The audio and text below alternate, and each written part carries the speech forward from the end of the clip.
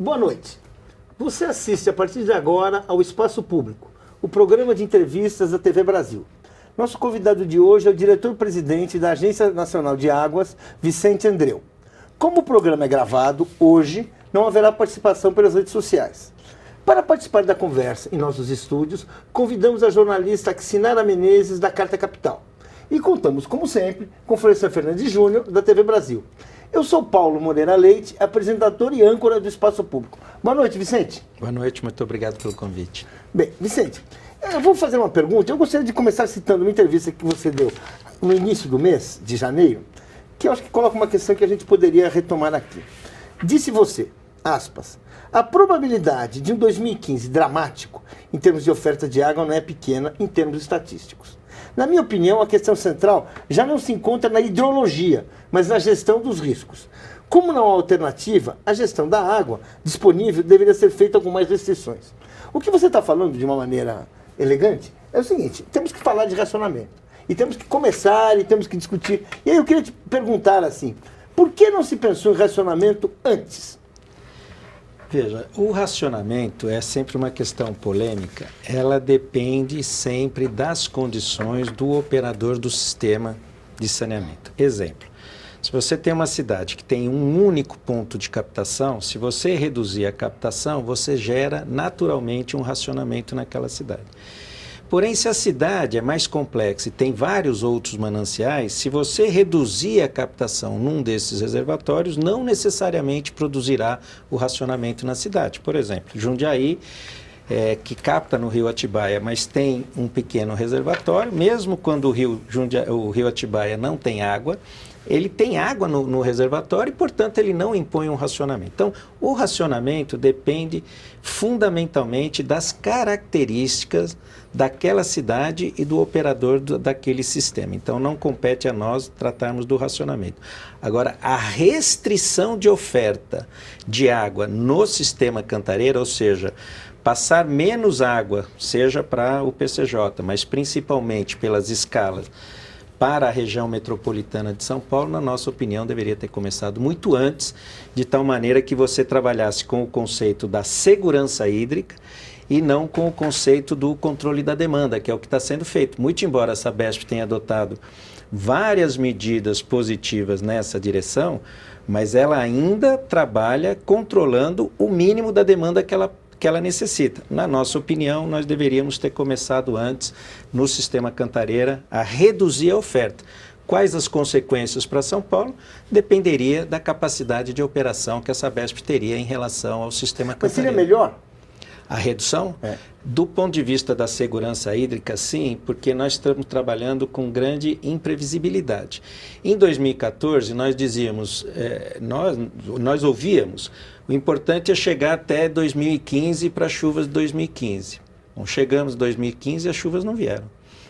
Então, não basta agora tomar o mesmo modelo e acreditar que a chuva virá em 2016. Então, nós temos que trabalhar, e isso é muito difícil, na região sudeste em particular, em São Paulo em particular, não tem essa cultura, mas nós deveríamos trabalhar com medidas restritivas visando a segurança do reservatório, ou seja, oferecer a água que está disponível, que pode estar disponível, e não a água que necessita ser consumida. Que aí, tanto é que, mais um dado, Paulo, apesar de todas essas medidas que estão sendo adotadas em São Paulo, todas elas muito positivas, os reservatórios continuam caindo, exceto as chuvas dos últimos 2 dias, que não representam, infelizmente, não representam muito, mas mesmo com a redução de 31 para 13, como a Sabesp tem dito, o reservatório do Cantareira sistematicamente tem caído. Isso é uma demonstração de que não basta controlar aquela água pela demanda, e sim pela oferta possível de ser feita no sistema Cantareira. Bem, antes de prosseguir a entrevista, vamos conhecer um pouco mais sobre Vicente Andreu.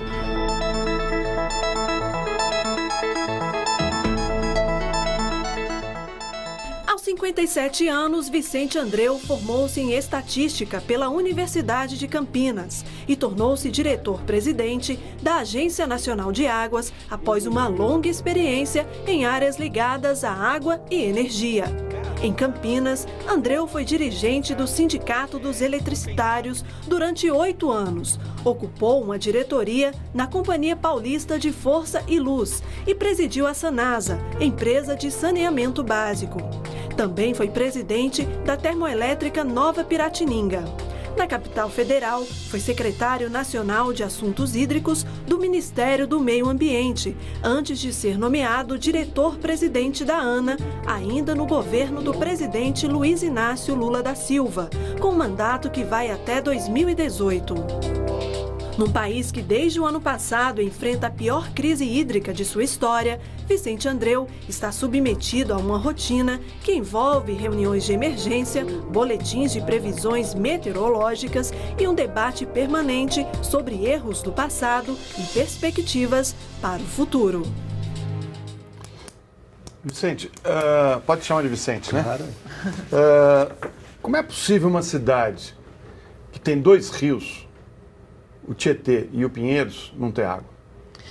Se você acrescentar a sua afirmação de que você tem uma reserva como a Billings, que ela é do tamanho do sistema Cantareira e você não pode aproveitá-la integralmente, se percebe o quanto no passado a poluição tornou essa quantidade de água existente água indisponível. Eu sempre digo que a poluição ela faz com que aquela quantidade de água não fique disponível para os diversos usos. Então, infelizmente, em São Paulo essa é uma realidade e, infelizmente, também em outras grandes cidades do Brasil, do país, que quase sempre cresceram a margens de mananciais, acabem hoje tendo que conviver com uma situação de seca com esses reservatórios. Essa pergunta cabe pelo seguinte: em 1992, quando teve a ECO aqui no Brasil, surgiu o projeto Tietê Limpo, ou seja, 22 anos e o rio continua sujo. Qual o motivo? Porque dinheiro entrou. Eu não conheço os processos internos. Evidentemente que o processo de despoluição ele é sempre muito mais complexo do que o da prevenção. Então, como nós temos a urbanização no Brasil é muito intensa e a preocupação sempre foi levar água, mas nunca de tratar os seus efluentes adequadamente, essa experiência triste, né? Ela é uma experiência, infelizmente, recorrente no país. E a água disponível no Tietê, como você mencionou, no Pinheiros e na Billings, teria as condições, se ela tivesse em condições de utilização, elas teriam condições de dar uma solução significativa para a crise hídrica lá na região metropolitana de São Paulo. Mas é a história de urbanização do Brasil, infelizmente. Em 2003, saiu uma manchete na Folha de São Paulo dizendo que só haveria água até 2010 se não houvesse investimentos da Sabesp, né? Isso, pelo visto, não aconteceu. A ANA advertiu a Sabesp de que esse problema aconteceria e o que precisava ter sido feito para evitar essa crise? Bem, primeiro, é importante conhecer um pouco como é que o Brasil se organiza em termos de domínio de água, portanto, de responsabilidade sobre aquela água, e as competências da Agência Nacional de Águas, por exemplo, no caso de São Paulo. A Constituição brasileira define que as águas têm duplo domínio. Ou eles são da União, quando eles estão em calha de rios que atravessam estados ou países, ou fazem fronteira, e elas são estaduais quando essas águas nascem e têm a foz no território do próprio estado. Isso, de uma maneira geral, ela propicia um bom arranjo federativo de tal forma que todos tenham que dialogar. Porém, no processo de crise ou em situações que se anunciam de escassez, esse domínio, esse duplo domínio das águas superficiais, ele não tem propiciado, na nossa opinião, as condições adequadas para uma solução antecipada do problema. Então, no caso de São Paulo, o sistema Cantareira é um sistema gerenciado pelo Estado e pela União. Todos os demais reservatórios da região metropolitana de São Paulo, Alto Tietê, Cotia, Grande, Billings, Guarapiranga, todos esses reservatórios são de domínio dos estados. E mesmo no caso do Cantareira, há reservatórios lá que são estaduais e federais. É uma complicação. Por exemplo, os Cantareira, eu simplifico dizendo que ele é um conjunto de 5 reservatórios nessa direção. O primeiro deles, que é o Jaguari, é federal. O segundo, o Jacareí, estadual. O terceiro, que é o Cachoeira, é federal. O quarto, que é o Atibainha, é estadual. E o quinto, que é o Paivacasta, é estadual. Então, isso aqui não está ajudando, no nosso ponto de vista, essa complexidade de domínio não está ajudando a fazer essas sugestões. Bom, no caso da Sabesp, de São Paulo e da Agência Nacional de Águas, nós temos domínio sobre parte desse sistema. E já na outorga feita em 2004, se orientou para que a Sabesp reduzisse a sua dependência do sistema Cantareira, o que significaria construir novos mananciais, buscar novos mananciais com a necessidade de cobrir uma demanda por água que ela será sempre crescente. Muito embora você, a partir do uso racional, você possa mudar a inclinação da curva, ou seja, ela não cresce tão rapidamente, mas a tendência do consumo da água é sempre crescente. Mais gente, mais processo produtivo, mais riquezas. Então, o que acabou acontecendo é que na outorga de 2004, muito embora isso tenha sido colocado como uma orientação, até o momento dessa crise, nenhuma grande medida foi adotada para suprir com mais água uma região tão importante para o país. Uma parte desse debate envolve a privatização da Sabesp. Eu queria saber se você é a favor da privatização das empresas de água, que é uma coisa que ocorre muito. Eu queria saber como você acha que isso afetou essa situação. Veja, eu fui diretor de uma empresa de saneamento e há uma discussão entre o que é venda de ação e o que é privatização. Eu estou convencido para o modelo brasileiro, porque se nós formos para outros países, evidentemente o setor privado se organiza e atua de uma maneira diferenciada. Mas no caso brasileiro, uma vez que os serviços são precários, grande parte da população não tem hidrômetro, as tarifas são tarifas para quem pode pagar irreais, claro que para quem precisa da tarifa social, mas mesmo aqueles que precisam pagar as tarifas são irreais.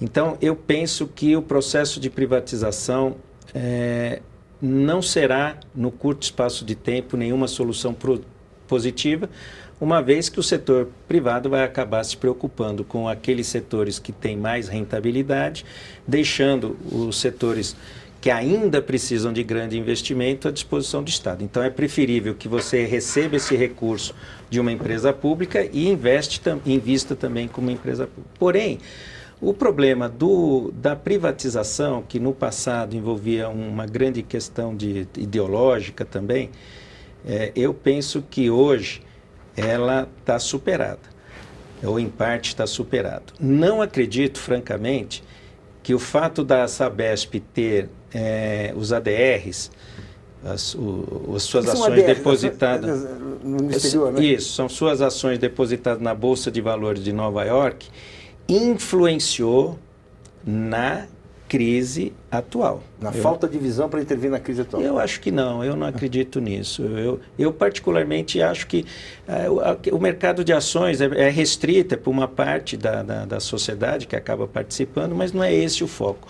O foco concreto foi: havia dinheiro e o governo de São Paulo, na minha opinião, utilizou os dividendos que a Sabesp propicia em outras coisas. Em outras coisas. Aí sim, muito mais isso, que é um problema de foco, de você fazer a administração e fazer com que a receita do saneamento seja envolvida totalmente no saneamento, do que o fato de você negociar ações. E quanto se deixou de aplicar, por exemplo? Eu não tenho esses dados, a Agência Nacional de Águas não acompanha. Mas eu acredito que... Dizem que o lucro foi de 4 bilhões. Que isso eu vi esses números, de que ao longo do tempo, 4 bilhões de reais. 4 bilhões de reais é muito e é pouco. Então, para algumas condições, 4 bilhões de reais fazem muita diferença. Para outras, 4 bilhões de reais não é um dinheiro tão significativo. Por exemplo, a construção de uma transposição que hoje vem lá do Rio Juquiá, de São Lourenço para São Paulo, que vai trazer 6,7 metros cúbicos por segundo, está orçado em quase 2 bi. Então, na verdade, nós estamos falando em 2 Juquiá. Uma coisinha assim, né? Bom, né? É bom, mas isso não é um problema só da Sabesp, não. Muitas vezes, quase todas as empresas públicas, se os governos não tiverem uma visão de que aquela receita tem que ser também aplicada no próprio setor, particularmente quando o setor é um setor como o de saneamento, óbvio que se você tiver uma indústria, sei lá, aeroespacial que está dando lucro, é outra discussão. Mas no caso do saneamento, o lucro do saneamento precisa ser investido no saneamento. Porque as ações também, Paulo, você conhece bem, vocês conhecem, também é uma forma barata de capitalização da empresa. Por quê? Porque você divide o risco com o acionista.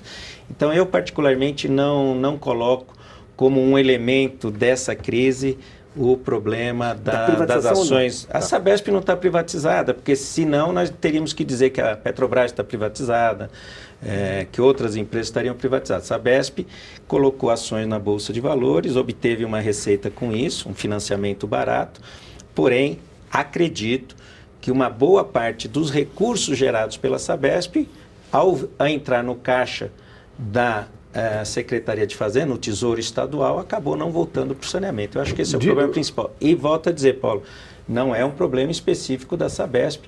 Isso acontece com quase todas, infelizmente, quase todas as empresas públicas que acabam sendo gerenciadas com essa lógica. Pega dinheiro do saneamento e muitas vezes aplica em outras políticas públicas, que também são necessárias. Muitas vezes esse dinheiro vai para a saúde, vai para a educação, mas acaba descobrindo um setor que pouco avançou no Brasil, infelizmente, que é a questão do saneamento básico. Bom, nós ouvimos o jornalista Washington Novaes, que há décadas trabalha com o meio ambiente, e nos enviou uma pergunta. A agricultura e a pecuária são as maiores consumidoras de água no Brasil. Quase 75%, fala assim 70%, 72% de toda a água que é usada no Brasil é pela agricultura e pela pecuária. E há uma perda enorme nessa área também. Por exemplo, a irrigação por pivôs centrais leva a uma perda de quase 50% da água. Por que é que não se trabalha mais isso para diminuir essas perdas e melhorar a questão do abastecimento? Bem, essa crise ela é tão intensa que, na minha opinião, ela está recolocando para reflexão algumas afirmações que antes eram tidas como absolutamente concretas. Então, a questão da irrigação é uma delas, a questão da indústria é outra, e eu vou falar sobre isso. Como que você pode dizer que você tem que tirar um produtor rural de uma determinada área, de um manancial, quando, na outra ponta, você convive com perdas de 40% ou 50% na distribuição de água para uso urbano? Como é que você vai colocar que tem que fechar uma determinada indústria, pequena, média ou grande, com perda na geração de emprego, se do outro lado, né, você tem pessoas enchendo piscina em plena crise, tomando 2 ou 3 banhos em plena crise e tudo mais? Então, o que eu penso que o mais importante nesse processo é não identificar vilões e não imaginar que, identificando vilões, você tem naturalmente uma solução para a crise. A agricultura é muito importante no país. A agricultura pode avançar na utilização de métodos mais racionais para a utilização? Sim, pode. E tem que haver programas dirigidos para isso. Agora, não se pode partir simplesmente dessa constatação geral do consumo total de água sem compreender toda a problemática. Além do que, nós não temos no Brasil também instrumentos econômicos que outros países têm, que no caso de ter que suprimir uma determinada irrigação para manter o consumo na cidade, esse irrigante ele é indenizado em parte pelo prejuízo que ele vai tomar, porque ele vai garantir a manutenção, a oferta de água para a cidade. Então, essa carência também de instrumentos adequados para que a gente possa fazer esse gerenciamento acaba fazendo com que essas decisões precipitadas ocorram. Me permitam um outro exemplo. Na ponta do sistema Cantareira, no Rio Jaguari, existe uma refinaria chamada Replan. É a maior refinaria de petróleo do Brasil. Como é que você gerencia as consequências da falta de oferta de água para uma refinaria, com seus diversos impactos na economia brasileira, vis-à-vis, eventualmente, uma cidade que capta e perde 50% da água na distribuição da sua água? Então, eu penso que a solução é de entender a particularidade, colocar todo mundo à mesa. Eu tenho encontrado muita receptividade por parte dos produtores rurais. O que sempre faltou foram políticas públicas nessa direção. Sempre se achou que a água era infinita no Brasil e aí gerou todo esse tipo de desperdício, seja na agricultura, como o Washington muito bem colocou, mas seja também no âmbito das empresas de saneamento, o que precisa ser resolvido. Agora, houve investimento do governo federal no Sudeste, né, na questão do abastecimento de água. Eu falo isso porque quando se lançou o projeto da transposição do Rio São Francisco, ocorreram várias críticas, não só pelo gasto do projeto, mas também porque diziam que ia matar o São Francisco. E, na realidade, estava tirando 0,5 de água já na saída para o mar. Ou seja, não tinha impacto nenhum quando você vê um rio Paraíba dando 35% ou 37% do seu volume para a cidade do Rio de Janeiro, né? O senhor acha que o Nordeste hoje está mais preparado para enfrentar essa falta de chuvas do que o Sudeste? Você colocou diversas questões aí importantes. A primeira é do financiamento para a empresa de saneamento. Eu fui presidente da Sanasa durante o governo Fernando Henrique, aonde a lógica de que essas empresas deveriam passar para a iniciativa privada restringiu o acesso a crédito. Já era para não ter, né? E com tarifas irreais, esses serviços eram praticamente inviáveis. Hoje, a oferta de crédito por parte do governo federal para as empresas de saneamento mudou radicalmente. Hoje o que tem acontecido é que muitas vezes o dinheiro disponível não é acessado pelas empresas por falta de capacidade das empresas de fazer bons projetos. É verdade isso. É verdade isso. Tanto é que há 2 anos atrás, se eu não me engano, o último edital da Funasa, que trata particularmente dos municípios pequenos, colocava como parte integrante do financiamento o próprio projeto. Porque se você não financiasse o projeto também, você não conseguia gastar. Não conseguia gastar. A outra questão que você mencionou é a questão das transposições no Brasil. Nós precisamos enxergar a água como um bem nacional.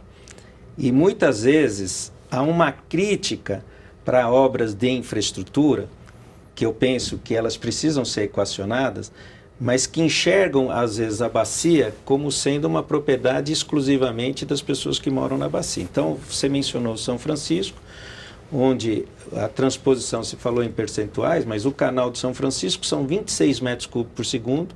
Quando você tem alguns quilômetros rio acima, no reservatório de Sobradinho, você está vertendo alguma coisa em torno de 1.100 metros cúbicos agora na crise. Então, 26 para 1.100, evidentemente, não levaria a toda a comoção que essa transposição teve. A mesma coisa em relação à proposta de transposição de 5 metros cúbicos de São Paulo, do Paraíba do Sul, para o sistema Cantareira. Evidente que o Rio de Janeiro também tem razão, porque o Paraíba do Sul é o único manancial do Rio de Janeiro, então eles estão corretos em levantar diversos problemas, mas, na minha opinião, não na mesma proporção do impacto que essa vazão representa. E, por último, a questão da cultura que existe da abundância no Brasil de uma maneira generalizada, menos no semiárido. O semiárido brasileiro já convive com esse fenômeno natural há muito tempo. Então, a forma de você organizar é muito diferente de uma região onde essa cultura pressupõe água infinita. Eu vou dar um exemplo. Nos reservatórios do Nordeste, que está enfrentando uma seca pelo 3º ano, indo para o 4º ano, espero que não, porque o processo de chuva começa aqui agora, em fevereiro, né, naquela região, nós fazemos a regulação de um determinado reservatório pressupondo, com a premissa de que a água que vai chegar ao reservatório é zero. Portanto, vamos dividir a água que tem. E com isso, você acaba tendo uma gestão bastante restritiva, de tal maneira que qualquer água adicional reduz aquele lucro, impacto. É lucro, que vier lucro. Isso, que vier lucro. Agora, aqui em São Paulo, a gestão é justamente ao contrário. Se você falar assim, num cenário restritivo, a crise foi estabelecida em função disso, você falar, precisamos gerenciar com um cenário restritivo, boa parte, inclusive, da população, com o governador de São Paulo dizendo vai ter água, vai ter água, vai ter água, imaginava que ter um cenário restritivo era torcer por um cenário restritivo, ainda mais num processo eleitoral. Isso acabou sendo colocado como uma contraposição entre posição do governo federal com a posição... Acusaram o senhor de fazer terror contra São Paulo. Contra São Paulo, quando na verdade o que nós desejávamos, apresentamos propostas que nunca foram implementadas, infelizmente, que visavam trazer também essa cultura de você gerenciar com cenários restritivos.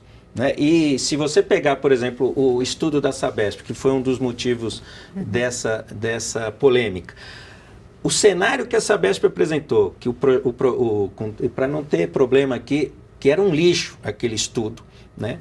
No cenário mais restritivo da Sabesp, errou por 150 milhões de metros cúbicos em relação ao que está acontecendo agora. Um desvio total. No mais restritivo, 150 milhões é mais do que tem hoje, 3 vezes o que tem hoje no volume morto 2 do sistema Cantareira. Então erraram em 3 ou 4 meses em relação a essa situação. Erraram por quê? Porque eles não são competentes? Claro que são.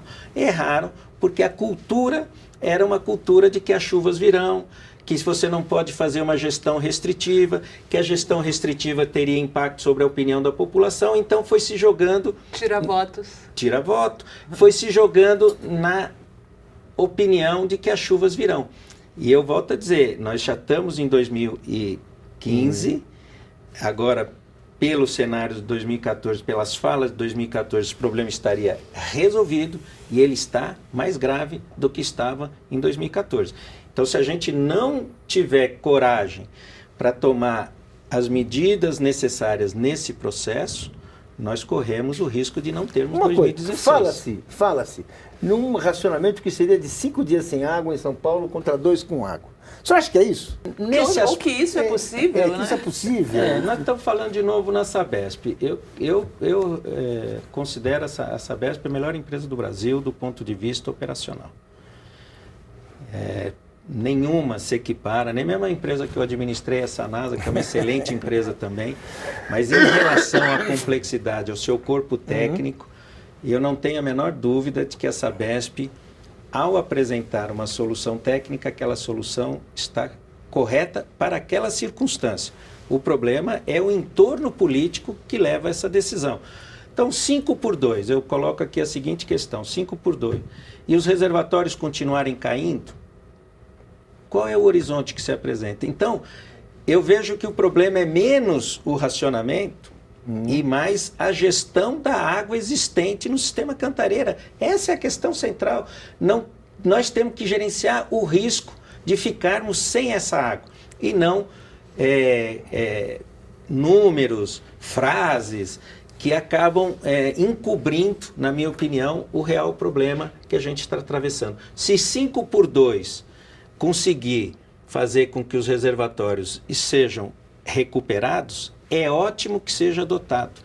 Porém, como essa decisão foi protelada ao longo de 1 ano, não foi tomada, o receio que se tem é que talvez o 5/2, num cenário pessimista, possa não dar a segurança necessária de que em novembro de 2015 nós ainda tenhamos água no sistema Cantareira. Eu falo sempre do sistema Cantareira. Bem, vamos fazer um rápido intervalo, mas voltamos em instantes com o diretor-presidente da Agência Nacional de Águas, Vicente Andreu. Não saia daí.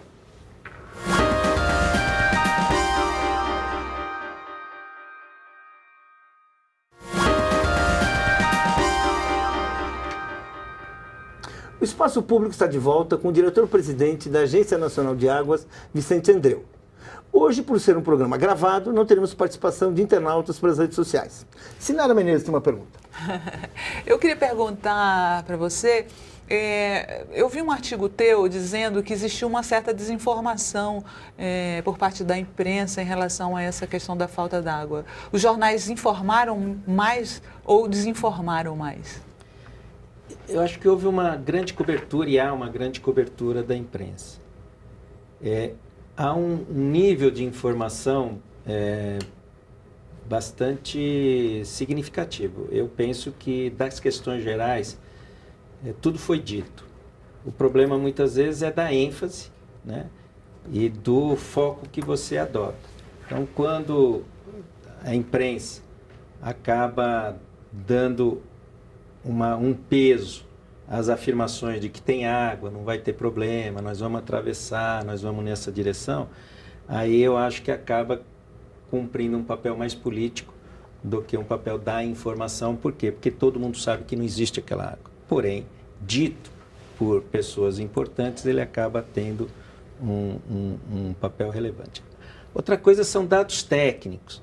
Aí, nos dados técnicos, como isso é uma questão nova, porque a cultura da abundância levou a parecer que problema de água é um problema absolutamente novo. E o Brasil, São Paulo, convive com o problema de água desde o século XIX. Né? Não é novo, mas a maneira de abordagem é. Então, às vezes, os números não refletem essa realidade. Por exemplo, todos os veículos de comunicação informam que o sistema Cantareira tem hoje 5,9%. incluindo 2 cotas do volume morto. O que significa 2 cotas do volume morto para a maioria da população? Nada. O correto seria informar de que o reservatório do sistema Cantareira tem hoje menos 23% do seu volume útil. Ou seja, para uma eventual recuperação desse reservatório, ele precisaria somar 23% para chegar no zero, a menos que se sonhe que nós vamos operar sistematicamente o reservatório do sistema Cantareira abaixo desse valor. Por isso você falou em lodo, né, na audiência pública. Foi. Na verdade, eu tenho uma entrevista de 2 horas e, numa hipérbole, eu citei de que a água está sendo retirada do lodo e nada mais é do que o que está acontecendo. E o que é esse 4º volume morto que o governo de São Paulo anunciou agora? É estranho isso, porque nas conversas que eu tive a oportunidade com o governador, eu já tinha sugeri a ele de que a gente apresentasse para a sociedade o tamanho do volume morto do sistema Cantareira, que é da ordem de 400 milhões, 450 milhões de metros cúbicos. É isso, é a água que fica abaixo do nível operacional daqueles reservatórios. Porém, como essa água está distribuída em vários pontos de vários reservatórios, o governo acabou adotando mecanismos de ir tirando a água mais fácil de ser tirada. Como a crise, imaginando que a crise poderia ser interrompida. Então eu tirei primeiro uma cota de 185. Por quê? Porque era mais fácil. A segunda cota é de 100 milhões. Por que só 100? Porque é a mais fácil. A terceira cota, eles estão anunciando de 41 milhões. Por quê? Porque é a mais fácil depois das outras 2. E a que está se anunciando a 4ª é porque, em função da gravidade, tem que continuar avançando no volume morto. Agora, a descoberta de um volume morto, de um reservatório... Ou seja, a situação é grave, a cidade pode ter consequências graves na parte não só de sobrevivência das pessoas, mas também do comércio, da indústria. Eu gostaria de saber do senhor o que as pessoas devem fazer nesse quadro. Eu vejo assim, que as pessoas que têm dinheiro estão fazendo cisterna, mas o sujeito que mora na periferia, que é pobre, como é que ele deve se preparar? Eu acho que as melhores orientações para esse tipo de coisa serão dadas pela empresa de saneamento. Eu não quero aqui criar uma condição para uma situação que pode ser muito dramática. Ninguém deseja isso. Os cenários de chuva agora melhoraram, então todos ficam otimistas. Agora vem uma seca. Mas nós temos que nos preparar para isso. Bom, a consequência será quase sempre para as pessoas mais pobres. Para isso, terá que ter políticas públicas adequadas para atender adequadamente essas pessoas. As pessoas podem se preparar com algumas medidas de uso racional, em particular, mudar os seus hábitos para sempre, que a gente ainda tem hábitos Da perdulários. fartura, né? Isso. Então, o que ele pode fazer é mudar os seus hábitos. O restante depende das políticas públicas no sentido de garantir algum tipo de oferta. Se vai ser caminhão-pipa, se vai ser mais caixa d'água, se vai ser caixa d'água comum, se vai ser poço, isso tudo, ela está muito mais no âmbito da política pública do que numa ação individual de cada pessoa. O que a pessoa pode fazer, isso sim, é mudar os seus hábitos no sentido de reduzir o volume de água que cada brasileiro, particularmente na região sudeste, consome, que é muito elevado. Vamos ouvir o ex-ministro do Meio Ambiente e deputado estadual, Carlos Mink. Aqui no Rio, entrei com um projeto para estimular e dar incentivos para as empresas que, ao invés de usar água tratada da SEDAI, clorada e cara, usem para fins industriais a água de reuso do esgoto. Há alguma experiência bem-sucedida no país, alguma orientação da ANA nesse sentido? Seria uma grande economia da água tratada. Das diversas alternativas que têm aparecido na administração dessa crise, eu digo que a maior novidade é a consciência de que você pode reutilizar a água diversas vezes. Então, para mim, a novidade é o reuso. Existe uma experiência grande feita pela Sabesp que abastece o polo petroquímico do ABC, chama-se Aquapolo, que fornece em torno de 1 metro cúbico, 1.000 litros por segundo para a região industrial. Isso é muito positivo, mas fora isso você vai ter exemplos muito pontuais da oferta dessa água. E por que isso nunca foi feito? Em primeiro lugar, por conta das tarifas de água que são muito baixas, da água tratada. Por incrível que pareça, a água de reuso pode custar mais caro do que a água tratada para consumo humano. Pode custar, porque você vai ter que fazer um investimento inicial para levar aquela rede para uma... Você tem investimentos de partida que podem tornar a água de reuso mais cara. O custo do tratamento do esgoto para torná-lo em condições de reuso também é um processo caro, né? Então, essa experiência no Brasil, infelizmente, é limitada. Campinas, por exemplo, inovou também, propondo com que a água das suas estações de tratamento de esgoto, passado por um outro processo de purificação, ele seja lançado de volta no manancial para ser consumido de novo. Então, tem um reuso que se chama reuso indireto. É quando você não utiliza a água diretamente, mas sim novamente misturada com a água da natureza. A outra é uso direto. O uso direto precisaria de uma rede própria para fazer com que essa água chegue ao local de consumo. Isso vai sempre acabar ficando, vamos dizer assim, para regiões, distritos que sejam propícios a receber. Mas é muito possível fazer isso em aeroporto, muito possível.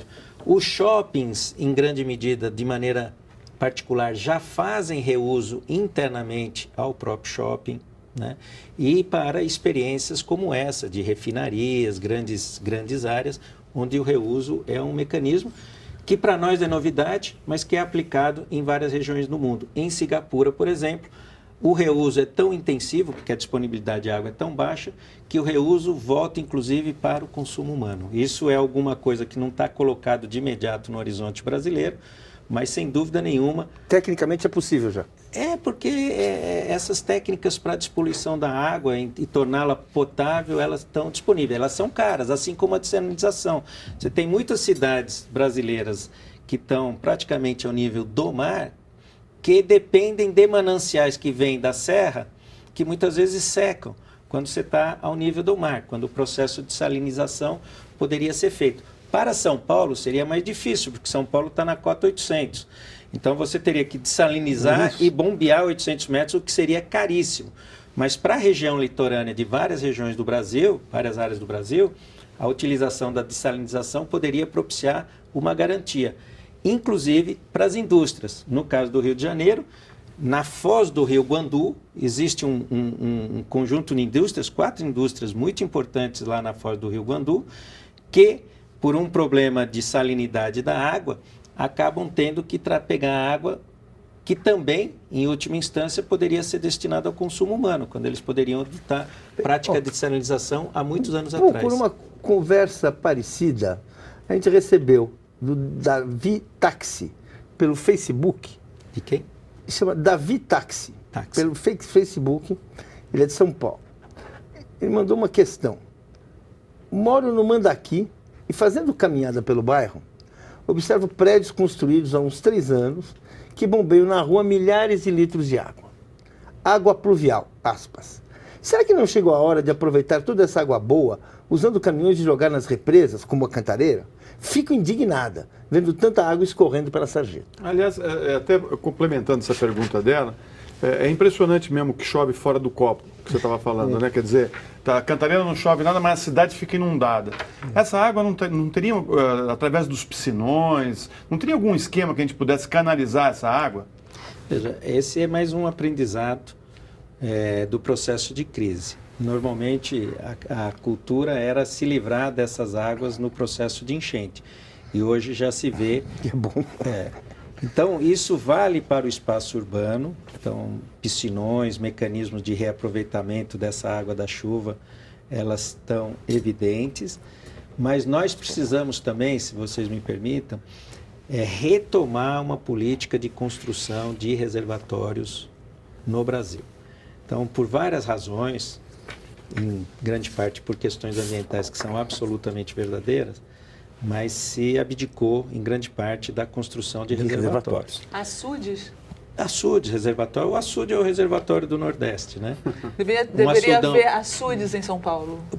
Açudes, mas nós deveríamos ter... Voltar aos reservatórios. Voltar a estudar a geografia de tal maneira que nós voltássemos a ter reservatórios. Tem impacto sobre o meio ambiente? Tem. Tem impacto sobre algumas comunidades? Tem. Agora, tem que colocar do outro lado também os eventuais benefícios que uma política desse tipo tem, às vezes até para controlar enchentes, né? Então, nós estamos defendendo na Agência Nacional de Águas, temos propostas para isso, de que nós precisamos retomar a construção de reservatórios no Brasil. Quando que foi interrompida a coisa dos reservatórios? O problema dos reservatórios no Brasil, ele teve vinculado, segundo os diagnósticos que a gente acompanha, fundamentalmente ao problema da hidroeletricidade. Como os principais reservatórios do Brasil são de eletricidade, e eles são reservatórios, em grande medida, muito grandes, né, houve uma redução de oferta de crédito em todos os países do terceiro mundo, inclusive no Brasil, pelo Banco Mundial, para a construção de reservatório. Por quê? Porque tinha impacto. Impacto ambiental, em nome de impacto ambiental. Né? Criava uma imagem negativa, então não vamos fazer reservatório.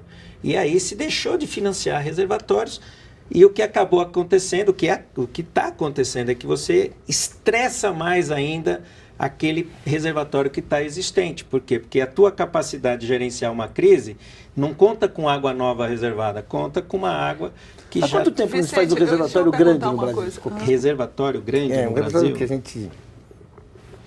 Olha, existem várias obras. A principal obra não é um reservatório. A principal obra, em termos de oferta de água no Brasil, é o Canal de São Francisco. É a transposição de São Francisco. E essa transposição, ela pressupõe a construção de um grande número de reservatórios na região do semiárido que vai receber essa água. Ora em reservatórios existentes, ora em reservatórios que serão construídos. Porque a ideia não é oferecer volume de água, mas é oferecer garantia. É você usar aquela água sabendo que você tem uma quantidade de água que pode chegar. Então, nessa direção, eu diria que a principal obra hídrica, disponibilidade hídrica, é o Canal de São Francisco, sem dúvida nenhuma. De grande reservatório para o setor elétrico, eu não estou me lembrando de nenhuma. Porque as usinas agora são usinas sem reservatórios. Porque as usinas são sem reservatórios, são cada vez mais... É que elas, no passado, elas são feitas em área, até por conta da desapropriação e tudo mais, elas são feitas em áreas distantes das cidades. Então, você não tem um conflito estabelecido, pelo menos em grandes proporções, entre grandes reservatórios e abastecimento de água urbana. Esse conflito não existe. Ele acaba ficando com pequenos reservatórios. O que eu queria saber era o seguinte, eu acho que muitos brasileiros estão preocupados, a gente está falando bastante de São Paulo, e me parece que houve um erro estratégico desde o começo, né? Se investiu bastante até nesses reservatórios no semiárido, no Nordeste, e não no Sudeste e no Sul do país. É só São Paulo que vai faltar água ou a gente pode se preocupar que vai faltar água no Brasil todo futuramente?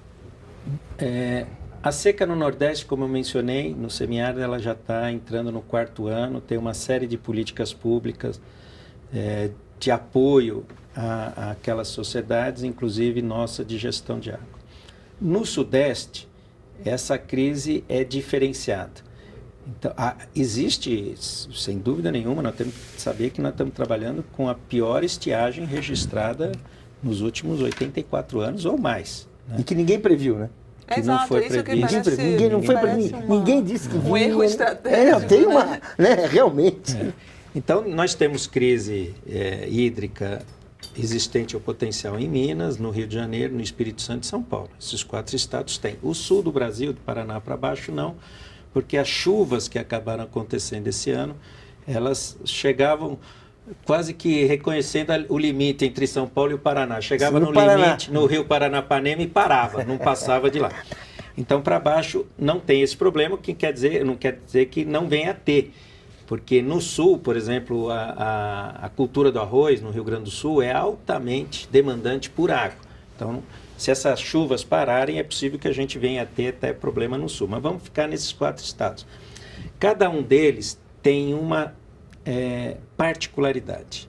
A seca é o guarda-chuva, mas cada uma dessas crises tem uma realidade que é absolutamente particular. Seja no caso de Minas Gerais, onde são reservatórios pequenos ou captação a fio d'água, onde não houve redução de consumo de água durante todo o ano de 2014. Então, por isso que agora a gente vê o governador anunciando as medidas lá, porque São Paulo ainda conseguiu reduzir.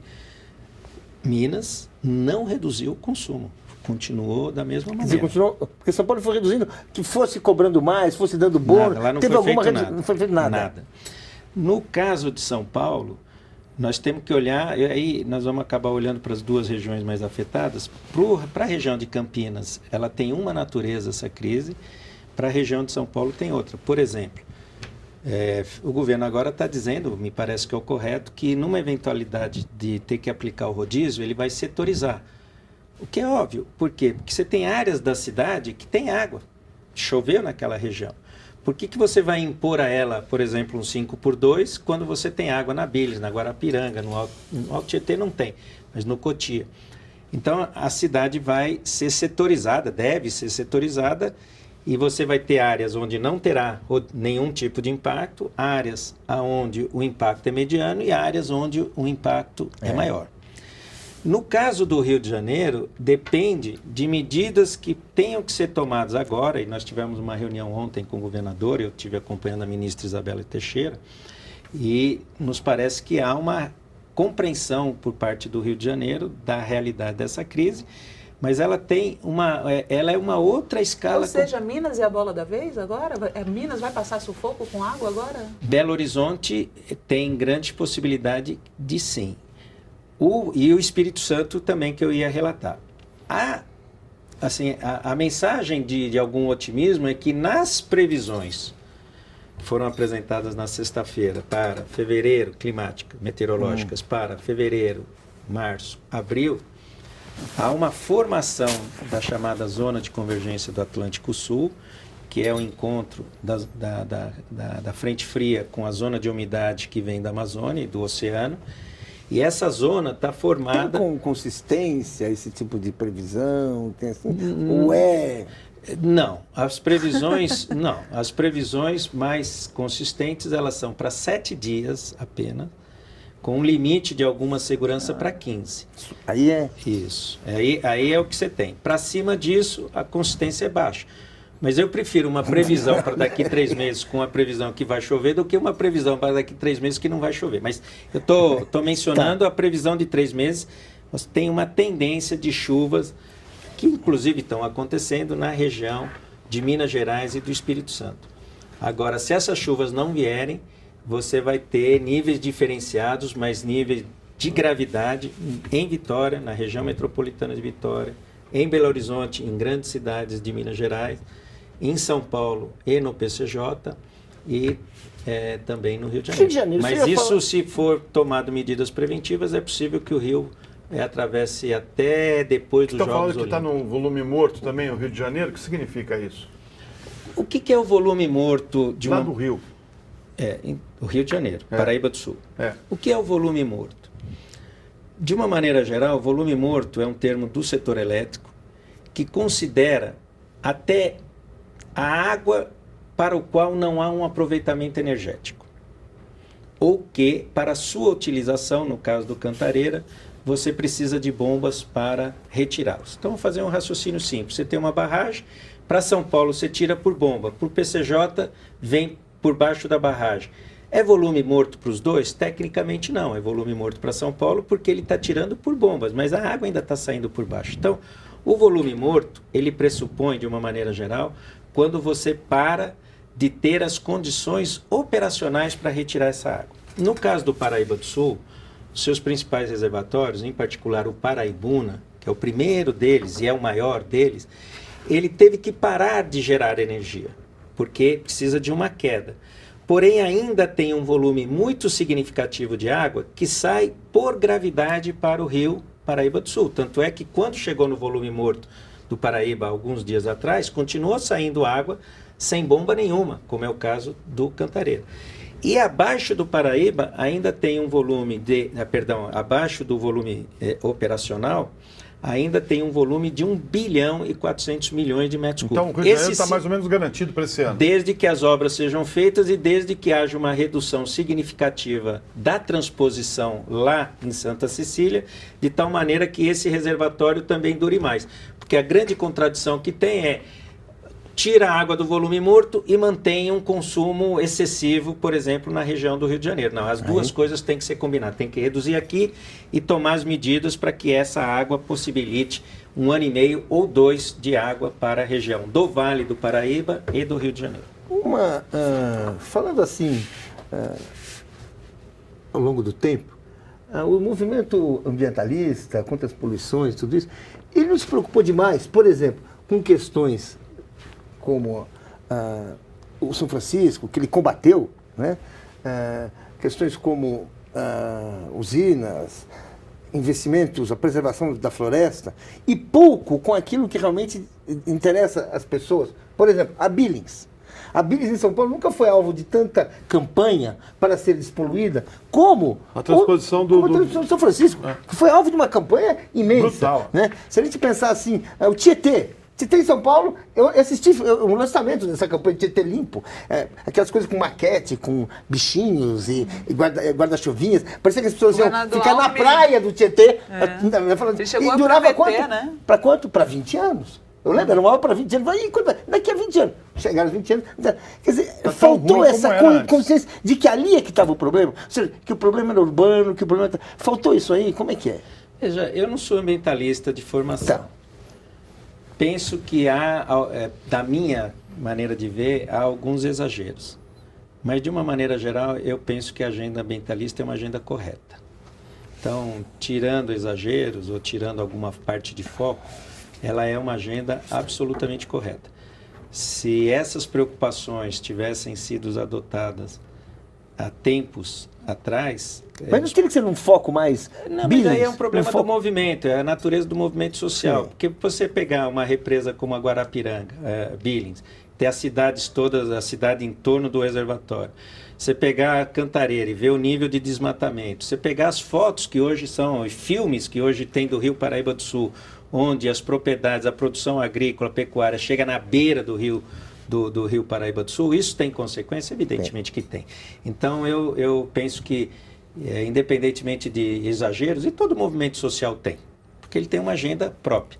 mas eu acho que é uma agenda do bem e é uma agenda que veio para ficar. Então a gente tem que ouvir Agora, com bastante atenção as suas ponderações. Qual o conselho que o senhor dá para as pessoas, que muita gente está comprando caixas d'água grande e pegando água de chuva? Como que as pessoas devem utilizar essa água? Bem, essa água pode ser utilizada para tudo, inicialmente, menos o seu consumo. Então, consumo pessoal, consumo na cozinha, consumo na sua higiene, né? Muito embora, dependendo das condições de captação da água da chuva, ela tem as mesmas condições, inclusive, para higiene pessoal. Então, eu diria que pode usar para tudo, menos para tomar banho e cozinhar. Se a crise se acentuar, provavelmente eu diria assim, para tudo, menos cozinhar. Pode até tomar banho. E se ela ficar mais grave ainda, bem fervida, com cloro e tudo mais, até para... Mas por quê? Porque essa é uma água que no semiárido, por exemplo, dentro das cisternas, ela é utilizada para todos os usos, inclusive para beber. Aliás, principalmente para beber. Nós estamos encerrando, mas tem uma pergunta de Ricardo Bernardes, professor de Engenharia Civil Ambiental na UNB. Ele quer saber qual poderia ser a participação da sociedade na gestão de recursos hídricos. Até que ponto a Ana poderia dar informações mais precisas de como está sendo a gestão nas diversas esferas? Como é que é isso aí? O senhor vê alguma coisa aí? Bem, nós fazemos um esforço para deixar nossas informações públicas, mas como a gestão é compartilhada entre estados e União, como eu mencionei no início, muitas vezes a gente não dispõe dessas informações adequadas. Mas há um esforço crescente nessa direção de máxima transparência. A segunda é uma consciência da população de que a agenda da água é uma agenda crítica. A cultura da abundância levou a agenda da água a ser uma agenda folclórica, querida, bonitinha, mas que nunca teve relevância política no processo de tomar decisão. Então as pessoas precisam cobrar os seus governantes de quais as políticas para a água. Perfeito. Temos que encerrar, estão me cobrando aqui. Você terminou com uma boa conclusão. Acho que tá bom. Tá bom? Tá bom? Muito obrigado pela oportunidade. Obrigado, Vicente. Obrigado. Agradecemos nosso convidado de hoje, o presidente da Agência Nacional de Águas, Vicente Andreus, e especialmente você que está nos assistindo. Lembramos que na próxima semana a TV Brasil exibirá uma programação especial de carnaval. E por isso não teremos o programa. Boa noite.